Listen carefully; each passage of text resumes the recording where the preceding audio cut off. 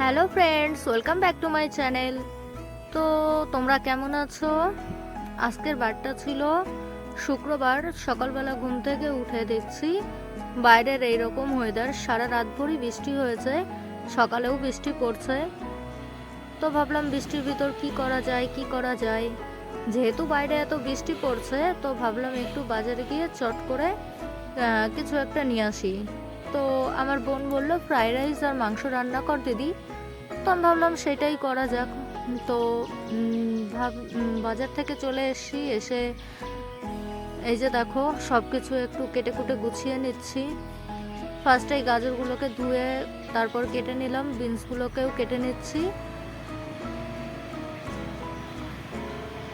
তারপর একটা বাটিতে কাজু বাদাম আর কিশমিশগুলোকেও ভালো করে ধুয়ে ভিজিয়ে রেখেছি। আর এদিকে মাংস রান্না করার জন্য আলুগুলোকে কেটে নিয়েছি, পেঁয়াজ, আদা, রসুন। তারপর এখানে জলের ভিতর চালটাকে দিয়ে খুব ভালো করে 4-5 বার মতো ধুয়ে তারপর ফ্রেশ জলে আধা ঘন্টা মতো ভিজিয়ে রাখবো। তারপর চলে যাব রান্না করতে। তো আমি রান্না করব আজকে আমাদের মাটির উনুনে, মানে ওই রান্নাঘরে। তো চলে যাব সেখানেই রান্নার জন্য। আর এদিকে মাংসটাকেও খুব ভালো করে পরিষ্কার করে রেখে দিয়েছি। আমি চলে এসেছি ঘরে রান্না করার জন্য। আর এই আদা রসুনটাকে খুব ভালো করে বেটে নিচ্ছি, সঙ্গে জিরাটাকেও বেটে নেব।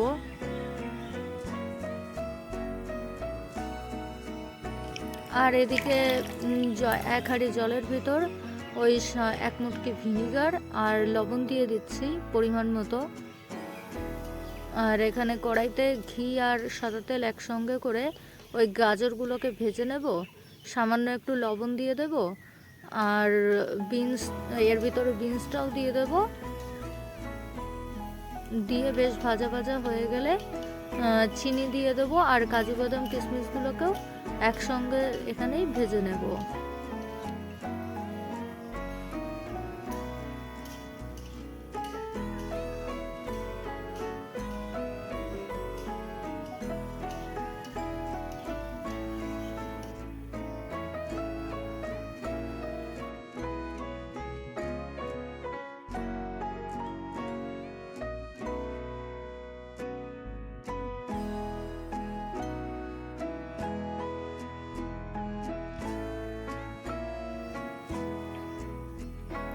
তো এখানে দেখো চালটা গরম হয়ে গেছে, আর ওই ধুয়ে রাখা চালটা এই জলের ভেতর দিয়ে দেব। আর চালটা হচ্ছে 80% মতো কুক করে নেব, তারপরে নামিয়ে নেব।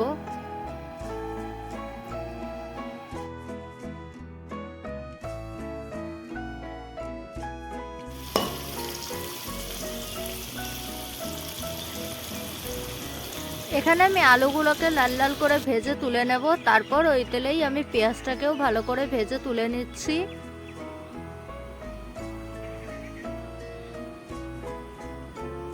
তারপর পেঁয়াজ, রসুন, আদা, জিরে বাটা, লঙ্কা গুঁড়ো, হলুদ গুঁড়ো এই সমস্ত কিছু দিয়েই ভালো করে মাংসটাকে ম্যারিনেট করে নেব।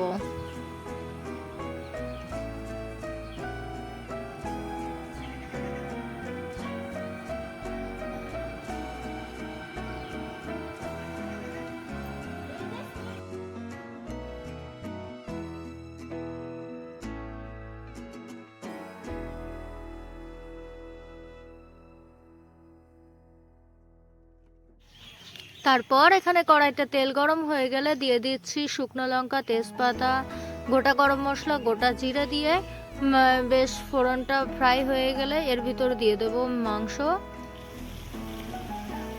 তারপর দিয়ে দিচ্ছি লঙ্কা বাটা, দিয়ে ভালো করে মাংসটাকে কষিয়ে নেব। যেই কষানো হয়ে যাবে তারপর জল দিয়ে দেব পরিমাণ মতো। তারপর ভালো করে ফুটলেই গরম মশলা দিয়ে মাংসটাকে নামিয়ে নেব।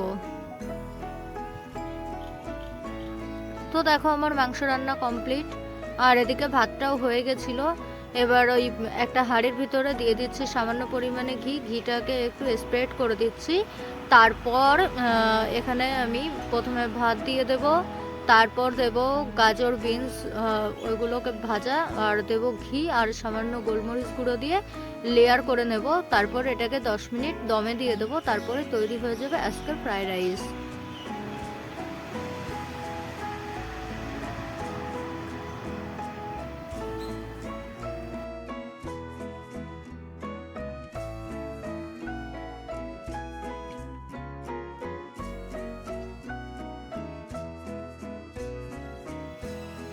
দেখো রেডি হয়ে গেছে আজকের ফ্রাইড রাইস আর কষা মাংস। কেমন হলো তোমরা অবশ্যই আমাকে জানিও। আজকের মতো টাটা।